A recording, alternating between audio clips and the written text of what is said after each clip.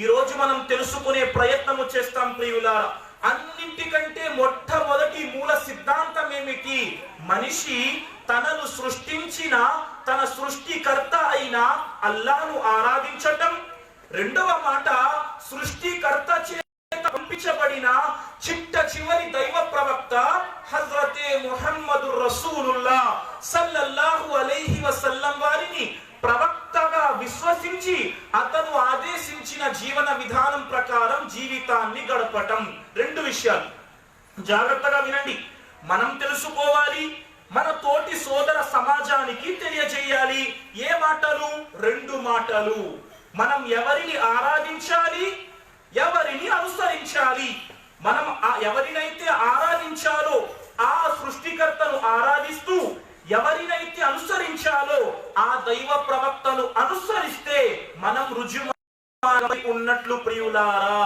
మరి రోజు మనం ఎవరిని ఆరాధించాలి? ఇస్లాం ధర్మశాస్త్రం ఆరాధించమని చెబుతుంది సృష్టికర్త అల్లాహ్ను ప్రియులారా. ఈ రోజు మన సోదర సమాజం అనుకుంటుంది అల్లా అంటే ముస్లింల దైవము, అల్లా అంటే సాయిబుల్ దేవుడు, అల్లా అంటే వాళ్ళకే సృష్టికర్త. లేదు ప్రియులారా. పవిత్ర ఖురాన్ గ్రంథములో 30 కాండాలు ఉన్నాయి, 114 అధ్యాయాలు ఉన్నాయి, 6236 వాక్యాలు ఉన్నాయి. ఈ 6236 వాక్యాలలో ఎక్కడ కూడా చెప్పబడలేదు అల్లా అనగా ముస్లిముల సృష్టికర్త అని.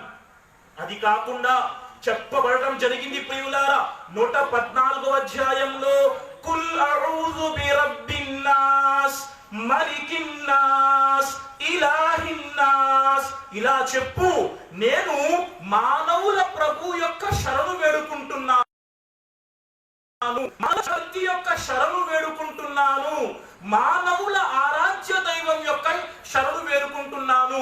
ముస్లింల ప్రభువు, ముస్లిముల చక్రవర్తి, ముస్లిముల ఆరాధ్య దైవం అని చెప్పలేదు. మానవుల ప్రభువు, మానవుల చక్రవర్తి, మానవుల ఆరాధ్య దైవము అని ఇస్లాం చెబుతుంది ప్రియులారా. కాబట్టి అల్లాహ్ను ఆరాధించాలి. అల్లాహ్ను ఏ విధంగా ఆరాధించాలి? ప్రపంచానికి మనం అల్లాహ్ను తెలియజేస్తూ నేను రెండు మాటలు చెబుతున్నాను. ఒకటి, ముస్లిం సమాజానికి ఇస్లాహ్, మన సంస్కరణ కావాలి. రెండవ మాట, ప్రపంచానికి అల్లాహ్ను గురించి తెలియజేయాలి. ఇప్పుడు మనం తెలుసుకుందాం.